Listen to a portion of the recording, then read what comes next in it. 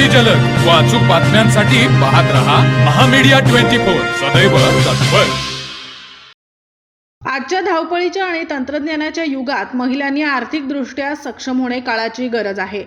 हीच गरज ओळखून रिझर्व्ह बँक ऑफ इंडियाच्या मार्गदर्शनाखाली नागाव तालुका हातकणंगले येथील कन्या विद्यामंदिर शाळेत महिलांसाठी विशेष UPI डिजिटल पेमेंट जनजागृती कार्यक्रमाचे आयोजन करण्यात आले होते।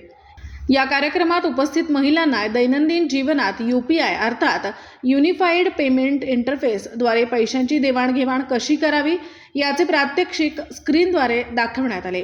केवळ मोबाईलवरून स्कॅन करून किंवा नंबर टाकून काही सेकंदात व्यवहार कसे पूर्ण होतात याबद्दल सविस्तर माहिती देण्यात आली।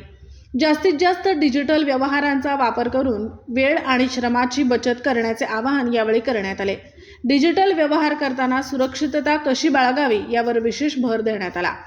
यामध्ये आपला UPI पिन कोणालाही सांगू नये, अनोळखी लिंकवर क्लिक करणे टाळावे, पैसे मिळवण्यासाठी पिन टाकण्याची गरज नसते हे महत्त्वाचे सूत्र महिलांना समजावून सांगण्यात आले।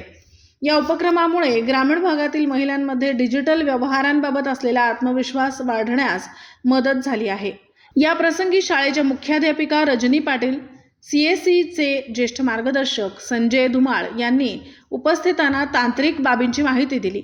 या कार्यक्रमासाठी CSE केंद्रचालक विजय चव्हाण, भरत चव्हाण, सामाजिक कार्यकर्ते तात्यासाहेब चव्हाण, या कार्यक्रमाचे आयोजक प्रशांत कुंभार तसेच शाळेतील सर्व शिक्षिका, कर्मचारी वृंद तसेच मोठ्या संख्येने स्थानिक महिला उपस्थित होत्या। शिए प्रतिनिधी संदीप कांबळे। तर मग चला सबस्क्राईब करायला विसरू नका महामीडिया 24 न्यूज चॅनलला। महामीडिया 24 सदैव तत्पर।